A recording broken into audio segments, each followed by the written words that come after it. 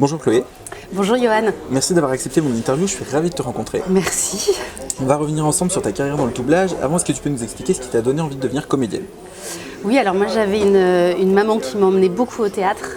On allait voir beaucoup de pièces de comédie musicale et c'est vrai que très vite je voulais être de l'autre côté. Je faisais beaucoup de petits spectacles à la maison, j'avais un petit radiocassette, alors j'enregistrais, je faisais des radios. Dès que j'avais un copain à la maison, on faisait, à chaque fois c'était des petits spectacles, des sketchs, des radios, enfin vraiment j'adorais ça. Et tout de suite en fait je disais que je voulais être théâtreuse. Et mon frère avait regardé dans le dictionnaire et ça voulait dire mauvaise comédienne. J'ai dit maman. Et la chance que j'avais, c'est d'avoir une maman qui était déjà dans le métier, donc effectivement qui m'a donné, qui pour le coup, comme elle était dans le métier, nous a beaucoup sorti au théâtre et qui m'a aidée justement à aller dans cette voie-là. Il s'avère que c'est une grande comédienne de doublage et que du coup, je suis une enfant de la balle et je suis née dans le doublage. J'ai eu la chance d'assister dans le doublage très tôt et d'y faire mes premiers pas en tant que comédienne. Et j'ai toujours réussi à continuer à faire du théâtre parce que j'adorais ça et tout en continuant à travailler mes gammes. Ouais. C'est comme ça que j'appelle ça, à travailler mes gammes dans le doublage. Et je suis assez gâtée aujourd'hui. Je fais plein de choses différentes et c'est super. À quel moment le doublage est arrivé dans ta carrière? C'était des fois par petites touches parce que c'était des petites choses à droite à gauche. Et puis j'ai fait ma première série qui s'appelait La famille Torkelson. Je devais avoir 10-11 ans je pense. D'accord. Et c'était une série géniale. J'avais pour maman Martine Mérag et pour sœur Vanina Pradier. D'accord. Et je faisais une petite fille dans une famille complètement déjantée. Et c'est là que j'ai vraiment fait mes premiers pas, parce que je crois une vingtaine d'épisodes. Je me souviens même des premières phrases, je crois, où le personnage de Vanina arrivait en disant « Mais où est ma chemise ?» Et puis j'étais la petite fille et j'avais en fait une robe qui était dans le même tissu que sa chemise. Et je lui dis « Maman a décidé de m'en faire une robe d'écolière. » Et puis elle disait « Mais où est l'autre moitié ?» Et je prenais mon petit doudou « J'ai une jumelle !» Et elle disait « Maman !» Et moi je disais, alors là ça va être une belle bagarre. Et après tu avais le générique, et je me souviens vraiment, c'est tout premier truc. Non, je me souviens.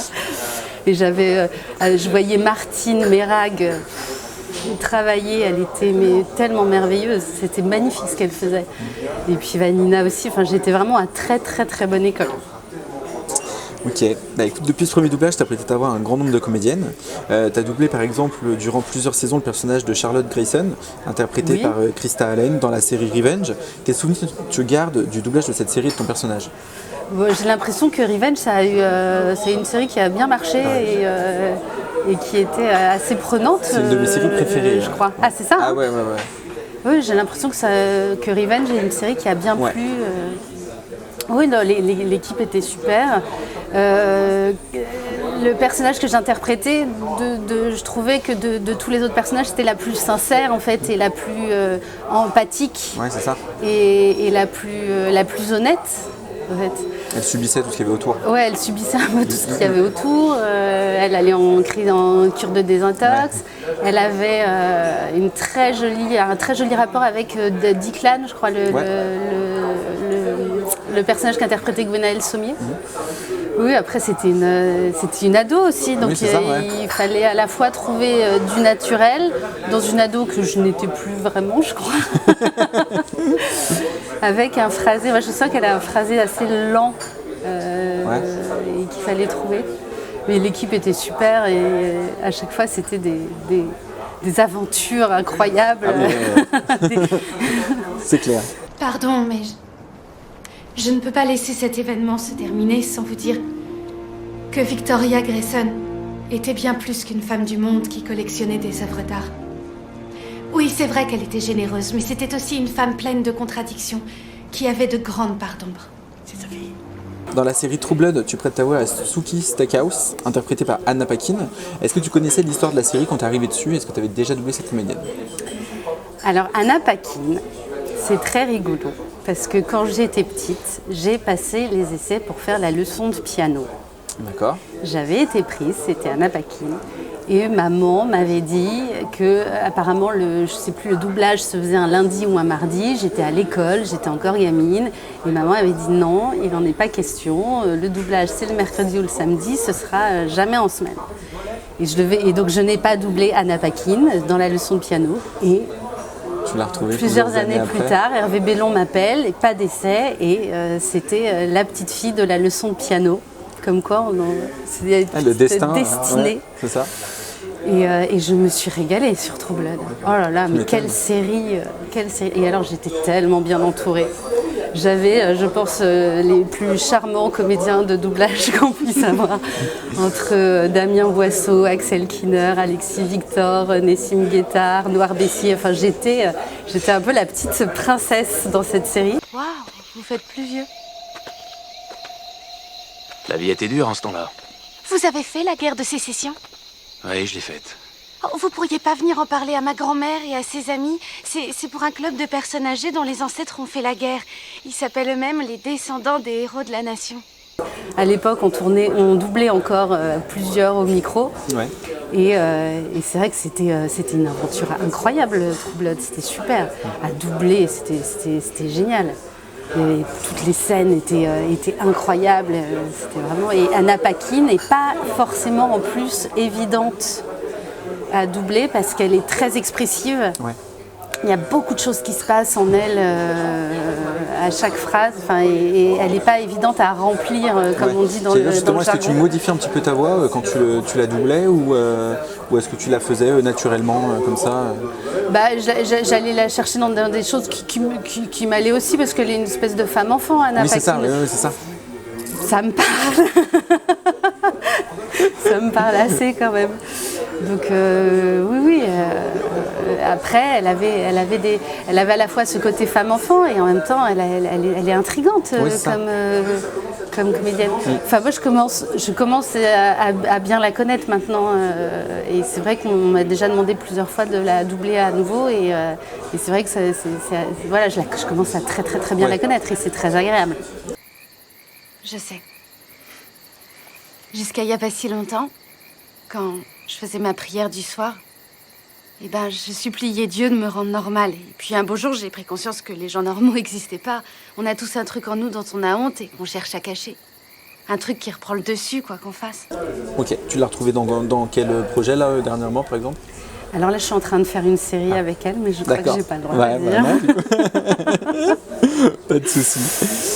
Cette année, dans la suite de la série Viking, la série Viking Valhalla, tu doubles la comédienne Frida Gustafsson dans le rôle de Freydis. Cette série cartonne. Comment est-ce que tu es arrivée sur ce doublage ? C'est José Lucioni. J'avais pas beaucoup de dispo et il avait commencé à me parler de la série. Je lui ai dit non, mais je sais pas comment je vais pouvoir caser ça. Et lui-même m'a dit non, mais ma chérie. Il m'a dit elle te ressemble comme deux gouttes d'eau, c'est toi à l'écran, il faut que tu viennes, on va se démerder, on se débrouille, tu viens, tu fais. Et effectivement, quand j'ai vu à l'écran, j'ai dit oh là là, on dirait que c'est moi qui l'ai fait. Il servait un jarl chrétien dénommé Koreux. Est-ce que tu as vu Koreux? Oui. Il m'a demandé de vous dire qu'il était en chemin pour Kattegat. Il est loin d'avoir les forces suffisantes pour s'en prendre à Kattegat. Il a tué mes compagnons. Et il a massacré tout un village. C'est un assassin. J'adore me mettre dans la peau de cette guerrière-là qui combat. Non, c'est chouette de faire des séries comme ça. Ouais. Merci José. C'est un beau cadeau. Et puis dans la série Gossip Girl, tu étais la voix off de début et de fin de chaque épisode.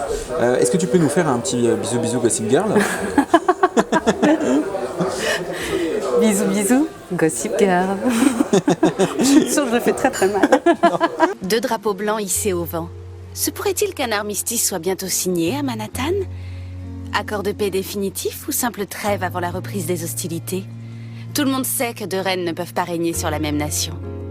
Alors que nous réserve la suite? Le temps nous le dira. Bisous, Gossip Girl. Comment se passait ce doublage? Si on peut appeler ça un doublage, du coup, est-ce que c'est un autre nom? Comment se... Non, ce qui était compliqué, c'est que moi, la série, je la suivais pas au long cours. Donc moi, j'étais censée être le personnage qui raconte un peu ce qui se passe, ou en tout cas, qui commente un peu ce qui se passe. Donc j'arrivais et bon, alors là... Alors là, Blair a embrassé Nate, mais alors non, Serena a embrassé Nate, mais alors Blair est malheureuse, et puis la petite Jenny qui arrive, et puis alors B et S et machin. Ok, on va essayer d'y comprendre quelque chose. Et puis il fallait trouver trouver une espèce de façon de parler aussi, à la fois un ton un peu journalistique, en même temps un peu beach. Voilà, il y avait une espèce de fil conducteur à trouver, mais c'était assez rigolo à faire. Et justement, contrairement par exemple à un doublage où on doit vraiment se caler sur ce qu'a fait le comédien à l'écran, là comme la comédienne que tu doublais, donc en VO c'est Kristen Bell qui le fait. Là pour le coup, toi, vu qu'elle apparaît pas à l'écran, est-ce que vous aviez une liberté? Est-ce que par exemple tu écoutais quand même la VO pour voir un petit peu comment elle le faisait, essayer de le faire comme elle? T'as pas une entière liberté quand même. D'accord, malgré qu'elle soit pas à l'écran. Ouais, malgré tout, t'as quand même un ton qu'il faut suivre. Donc tu écoutes quand même la VO et tu essaies de faire la même chose. Oui, tu écoutes la VO et tu essaies de donner à peu près... après, j'ai ma personnalité et Kristen Bell a la sienne, et j'ai apporté moi aussi forcément un peu de ma personnalité dedans. Mais après, tu es obligé de respecter un peu quand même le ton qui a été voulu, qui a été donné à la base. D'accord. Et même encore aujourd'hui, la nouvelle génération de Gossip Girl, là, je suis encore plus perdue que la première génération. Tu fais aussi le... Eh ben oui. Ils ont gardé Gossip Girl pour la deuxième Du coup, saison. tu fais la nouvelle version de Gossip Girl? Oui, parce que c'est la même voix en fait. D'accord, C'est même en original, ils ont gardé Gossip Girl. Okay. Même si on sait que Gossip Girl n'est pas Gossip Girl. Bah oui, bien sûr. Mais je suis quand même Gossip Girl. Trop bien. Vous avez dit que vous ne pouviez pas m'échapper. Je vous avais dit que je vous voyais. Mais s'il y a une chose dont vous ne pouvez pas douter, et ce, à partir de maintenant, c'est ceci. Il est possible que ça prenne du temps, et il est possible que ce soit un peu douloureux, mais je sais que vous finirez par m'adorer. Ok. Côté super-héros, tu doubles dans la série Daredevil le personnage d'Electra, interprété par Elodie Yung. Et puis au cinéma, tu doubles Amber Heard dans le rôle de Mera dans le film Aquaman et Justice League. Les super-héros, est-ce que c'est fun à doubler ou est-ce que c'est plus difficile que d'autres personnages? Je trouve ça, parfois, ça peut être un peu plus difficile, effectivement, parce que... je sais pas comment expliquer. Ils arrivent, eux, ils ont fait 3-4 mois de préparation, ils ont les costumes, ils ont tout le décorum qui va avec. Ils se sentent vraiment super-héros. Ils se sentent vraiment super-héros. Moi, je me sens pas du tout super-héros. Donc, à la fois, il y a une espèce de fierté à dire, voilà, ça n'a rien à voir, parce que c'est pas une série, mais même quand j'ai fait Rogue One de Star Wars, voilà, il y a une espèce de... Mais c'est vrai que c'est difficile parce qu'on n'a pas le décorum qui va avec, on n'a pas les costumes, on n'a pas... Donc, c'est pas évident de se sentir à la fois puissant et en même temps... Mais là, dans... comment ça s'appelle dans The Boys, elle est hallucinante. Ah oui, elle est géniale. Mais cette fille est géniale, elle est capable de tout. Et effectivement, en tant que comédien, c'est certainement pas quelque chose qu'on me donnerait moi à faire à l'écran. Ouais, mais là, du coup, t'as la possibilité. Et là, du coup, c'est génial, une possibilité énorme. Vous avez dépensé 273 millions de dollars dans cette connerie de campagne Sauver l'Amérique. Et je vous passe devant, avec 5 geeks sur leur portable qui balancent des mèmes. Et je les ai pratiquement payés en bon d'achat. Tu peux plus faire l'unanimité dans tout le pays. C'est terminé. Au cinéma, tu es une des voix françaises d'Amy Adams, que tu as doublé à plusieurs reprises, notamment dans les films Arrête-moi si tu peux, Cher Evan Hansen, ou encore plus récemment le film Netflix La femme à la fenêtre. Comment s'est passé le doublage de ce film? Alors, Amy Adams, je l'ai doublée dans son tout premier film, qui s'appelait Arrête-moi si tu peux. Ouais. Monsieur Applebaum a une fracture du tibia. Le docteur Ashland le soigne dans la salle d'examen numéro 7. Vous voyez? En moins de 2. Ça, c'est la fiche des urgences. Vous voyez la petite étoile bleue? Ça veut dire que le patient a été examiné. J'avais passé des essais. À l'époque, je ne sais pas s'il le fait encore aujourd'hui, mais Steven Spielberg lui-même écoutait les essais. Ah oui, d'accord. Donc j'étais très fière. Trop bien. Et puis après, je l'ai un peu perdu de vue, Amy Adams. Et puis on s'est retrouvés effectivement dernièrement. Je ne sais plus à quand ça date, mais en tout cas, je trouve que le parcours de cette comédienne est dingue. elle prépare ses rôles d'une manière à chaque fois. J'ai l'impression que tout ce qu'elle fait est complètement différent. Ouais. Il faut voir ce qu'elle fait dans Vice ou dans une ode américaine. Ouais. Billie Elegy que j'ai doublé aussi dernièrement. Et elle est incroyable cette fille. Elle arrive à se transformer. Elle a une puissance. Alors qu'à la base, c'est juste une petite jolie blonde. Ouais, ça aurait pu rester qu'une petite jolie blonde. Et en fait, elle a un parcours incroyable. Moi, c'est une leçon à chaque fois de venir la doubler et d'essayer de choper tout ce qu'elle fait, tout le travail qu'elle a fait en amont. Elle est super, vraiment. Elle a tout qui transparaît dans ses yeux, dans son corps. Non, ce n'est pas Jane. Je vous promets que si. Vous n'êtes pas Jane. Je connais Jane, elle est venue chez moi, ce n'est pas elle. C'est absurde. C'est Jane Russell. Allez chercher Ethan. Alors, La femme à la fenêtre, on devait le faire avant le confinement. Ouais. Et puis finalement, il y a eu le confinement. D'accord. Et du coup, ils ont hésité même de le sortir. Ah oui, d'accord. Parce que film un peu glauque sur une nana enfermée dans son appartement. Ouais, c'est elle qui choisit d'être enfermée. Voilà, après elle choisit de se faire enfermer, mais bon, quand même. Et puis finalement, on l'a fait après le confinement. Et puis du coup, ça devait commencer à être l'époque où finalement on enregistrait toute seule. Donc en plus, c'était vraiment un film sur le confinement où j'enregistrais toute seule après le confinement. Ouais. C'était un peu glauque. T'étais dans l'ambiance. J'étais vraiment dans l'ambiance. Pour le coup, pour le film. Oui. Ok. Tu es également une des voix de Kirsten Dunst, que tu as notamment doublé dans les films Eternal Sunshine ou encore Marie-Antoinette. Et tatati, tiens, t'en voulais pas toi, Patrick? Oh non, j'en sais rien. Ça va. Non. Attends. Heureux les oublieux, car ils viendront également à bout de leurs bêtises.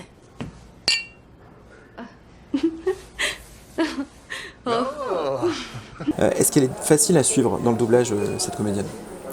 Alors Kirsten Dunst, c'est très particulier pour moi parce que j'ai commencé à la doubler, je l'ai doublée à une période où c'était ma vingtaine d'années et où j'étais en école de théâtre, donc j'étais en formation. Et Kirsten Dunst, elle m'a énormément appris sur ce qu'était une comédienne, sur le jeu.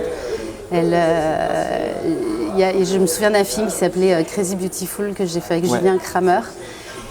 Et là, j'ai compris ce que c'était que d'aller puiser là à l'intérieur et d'aller sortir ce qu'il fallait sortir. Et j'ai compris que le doublage, c'était pas qu'une question d'avoir un joli timbre et une jolie voix. Et que non, c'est toi qui es là et c'est à toi d'aller trouver dans ton énergie la même énergie que l'autre et d'aller puiser en toi et d'aller chercher l'émotion qui n'est pas forcément la même mais qui va être à un moment donné ton émotion va rencontrer l'émotion de l'autre comédienne et c'est là où ça fait des petites étincelles quoi. Et Kirsten Dunst m'a énormément appris pendant ces années où je l'ai doublée. Il y avait rencontré Elizabeth Town, il y avait Marie-Antoinette. Ouais. Oh là là, qu'est-ce que j'étais contente.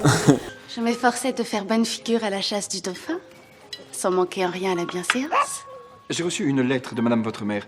Vous devriez éviter de monter à cheval parce que cela cause des fausses couches. Oui, hélas, vous et toute la cour savez qu'il n'y a aucun danger. Et que je ne suis pas en faute. Mais Marie-Antoinette, c'est assez particulier quand même. Ouais, c'est ça, parce que là, du coup, tu as retrouvé le personnage de Marie-Antoinette. Mais je retrouve Marie-Antoinette. Dans la série du même nom. Voilà, que fait Emilia Schulle. Ouais, c'est ça. C'est ça. Mais oui, j'ai passé les essais. Quand j'ai passé les essais, je me suis dit non, mais j'ai plus l'âge de faire Marie-Antoinette. Du tout. Et j'ai passé les essais et ça le faisait, mais grave. Elle m'a ordonné de faire la révérence et ensuite Calmez-vous. Elle a ramené Mops à la frontière. Pourquoi? Il était trop autrichien. Je soulèverai le problème par voie diplomatique. N'en dites rien, maman. Ce ne sera pas nécessaire. De Drop Dead Diva, oui. Ah, je me suis éclatée avec Drop Dead Diva. C'est April Bowlby. En plus, j'étais avec Virginie Méry, donc on faisait les deux partenaires et c'était un vrai régal toutes les deux. Ouais. Et April Bowlby, elle est géniale. Moi, je me suis éclatée. Parce qu'elle n'a pas non plus en faire quelqu'un de trop idiot non plus, mais elle était juste tellement spontanée. Et alors, elle avait des phrases et des phrases qui faisaient des kilomètres, des fois avec des ruptures partout dans chaque phrase. Et des fois, je finissais la phrase, je dis là. J'y suis arrivée, je ne sais pas comment c'est passé, mais c'est passé. Et j'arrivais à tout mettre dedans, les ruptures, les trucs. Elle avait des phrases, mais hyper longues. Non, c'était super. Et puis il y avait Denis Lestria, avec qui on avait un super rapport. Avec Fred, le personnage de Fred. Ouais. Et leur rapport à tous les deux, il était tellement joli, tellement mignon. Je me suis régalée. Alors après, je ne saurais plus dire ce qu'on a apporté, mais je sais que là, pour le coup, j'ai apporté tellement de choses très très personnelles dans l'humour. C'était pas évident parce qu'il fallait... il y avait beaucoup de références américaines. D'accord. Et c'est vrai que nous, on a cherché à chaque fois d'actualiser un peu et en tout cas de le mettre au goût enfin, voilà, aux connaissances européennes. Et non, on s'est régalé. Moi, je me suis régalée sur cette comédienne. C'était très sympa. Bref, en tout cas, la dernière fois que tu as eu un problème personnel, tu t'es enfui en Italie. Et je sais bien que tu es triste à cause de Wen, mais partir vivre à Palo Alto, je t'assure que ce n'est pas la solution. Et puis c'est où d'ailleurs? Au Brésil? Non, ça c'est Sao Paulo. Palo Alto, c'est à côté de San José. Quelle est ton actualité en dehors du doublage? Eh ben, en ce moment, je suis au théâtre du Lucernaire, avec Marjorie France. Marjorie, je ne lui connaissais pas, en plus de ses talents de comédienne, je ne lui connaissais pas ses talents d'auteur. Okay. Et Marjorie a écrit, pour ceux qui connaissent, la suite des Liaisons dangereuses. Elle a fait un texte magnifique donc sur cette rencontre entre Cécile de Volanges et Merteuil 15 ans après. D'accord. Et sur les femmes, sur leur liberté, sur leur place dans la société. Et c'est un duo entre elle et moi. Ok. On ne s'envoie pas que des fleurs. Ok. C'est tous les soirs, c'est à 20h au théâtre du Lucernaire et nous jouons jusqu'au 7 mai. D'accord. Et vous êtes tous les bienvenus. Ok. Eh bien écoute, merci beaucoup Chloé, merci à toi de m'avoir accordé cette interview. Je suis très content d'avoir pu échanger avec toi sur ta carrière dans le doublage. Que nous dirait Gossip Girl pour terminer cette interview? Dépêchez-vous de liker mes chers followers, sinon les représailles pourraient être fatales. Bisous bisous, Gossip Girl. Super. Merci.